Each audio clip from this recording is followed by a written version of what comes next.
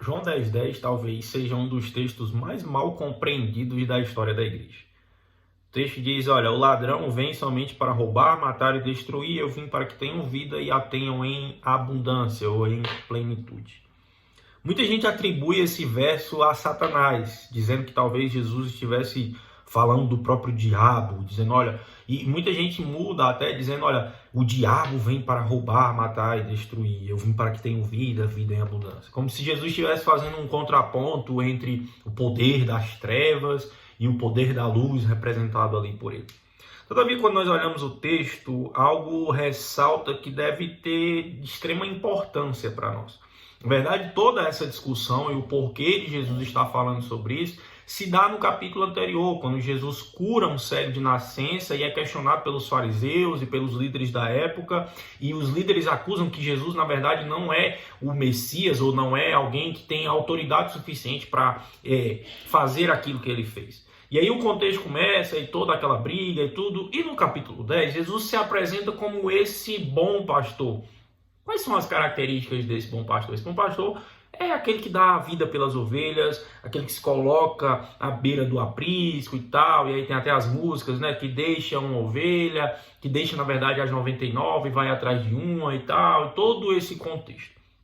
Na verdade o que eu estou querendo levantar aqui é que em tempos de dificuldade, em tempos onde o amor tem se esfriado, em tempos onde na verdade a crise aflora, também aflora em nosso coração aquilo que está dentro. A crise, ela não só nos permite perceber aquilo que está à nossa volta, mas ela também nos permite colocar para fora aquilo que está dentro do nosso coração.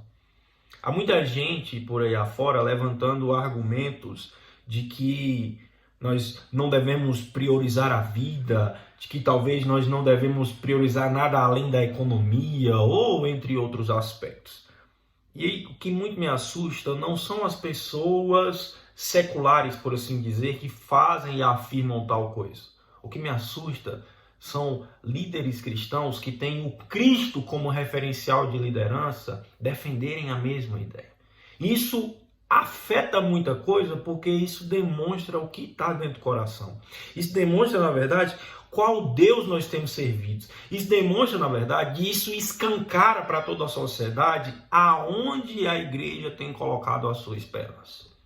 Uma igreja que se baseia muito mais em arrecadações, uma igreja que se baseia muito mais em eventos, em coisas midiáticas, uma igreja que deixa transparecer o verdadeiro Deus a qual ela serve. Quando eu vejo Jesus sendo descrito como aquele que vem para nos trazer vida, e não só uma vida simples, mas uma vida em abundância, naturalmente aqueles que se dizem cristãos, aqueles que possuem em si uma característica do próprio Cristo, porque tiveram o caráter desse Cristo impresso em si por meio da regeneração, deveriam no mínimo, demonstrar a vida que há em si, preservando a vida, seja de quem fosse. Por isso que faz tanto sentido nós pensarmos que Jesus não estava falando do diabo ou que estava falando de Satanás. Na verdade, Jesus estava falando que existem líderes que são ladrões, que se preocupam muito mais com dinheiro. São pessoas que se preocupam muito mais com arrecadações, que deixam transparecer que o seu Deus nada mais é do que Mamon. E aí Jesus nos ensina que ele é o líder verdadeiro. Ele é o líder verdadeiro porque ele não é líder como a sociedade imprime ou talvez deixa transparecer. Não, ele é o líder verdadeiro porque ele é o único líder capaz de demonstrar amor, porque ele dá a vida pelas suas ovelhas. Ele é aquele que se coloca à porta e quando ele fala, as suas ovelhas escutam a sua voz. Não porque ele é um líder autoritário, não porque ele obriga as ovelhas a virem até si. Não, é porque em amor ele constrange todas essas ovelhas a ouvirem a sua voz e não só ouvirem a sua voz, mas também o seguirem. O fato aqui é nós entendermos que existem muitos ladrões que vêm para roubar, matar e destruir. Mas só existe um. E esse é aquele que traz vida. E não é vida simples, mas é vida em abundância.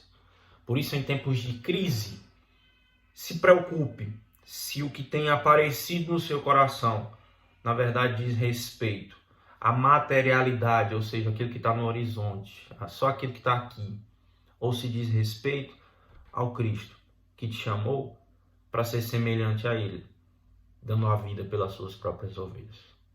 Pense sobre isso, reflita, e que Deus, nosso bom pastor, nos ajude a reconhecer a sua voz.